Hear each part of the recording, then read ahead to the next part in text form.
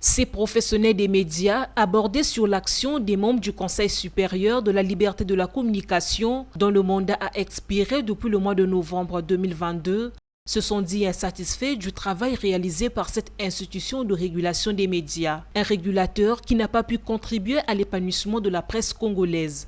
La loi donne au Conseil deux instruments fondamentaux. Il y a la chicotte et la carotte.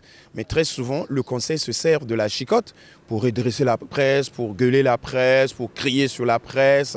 Mais très peu d'actions justement pour aider la presse à rentrer dans la loi, pour aider les journalistes à travailler conformément à la loi. Chaque fois, vous voyez les interventions des hauts conseillers, c'est juste pour critiquer, pour parler, mais on n'a pas vu. Mais sinon, très rare que le Conseil a pris des initiatives en mettant dans une salle de formation, en mettant dans un cadre de formation des journalistes qui viennent, qui apprennent leur métier, parce que c'est le Conseil qui leur dit « voici ce qu'il faut faire, voici ce qu'il faut faire ». Il y a eu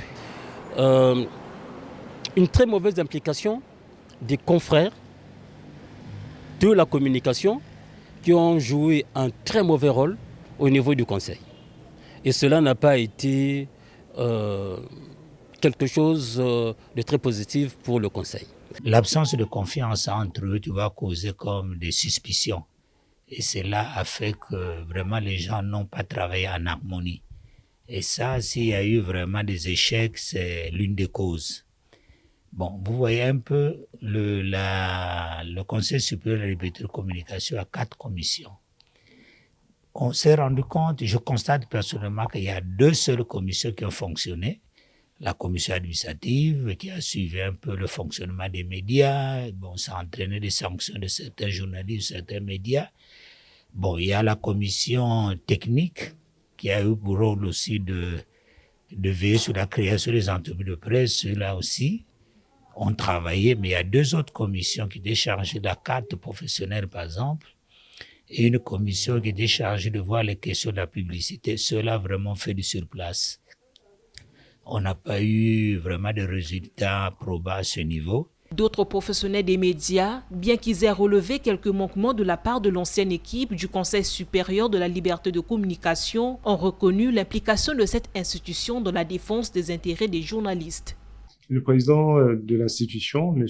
Philippe Mvaux, appelait les journalistes à dénoncer, de ne pas avoir peur d'écrire, de pouvoir dire ce qu'ils voient et ne pas hésiter. Et on était, je crois, dans une période assez charnière. Je crois que c'était durant la campagne pour l'élection présidentielle. Il disait qu'il ne voulait pas voir les journalistes être embarqués par les responsables politiques qui les menaient faire des campagnes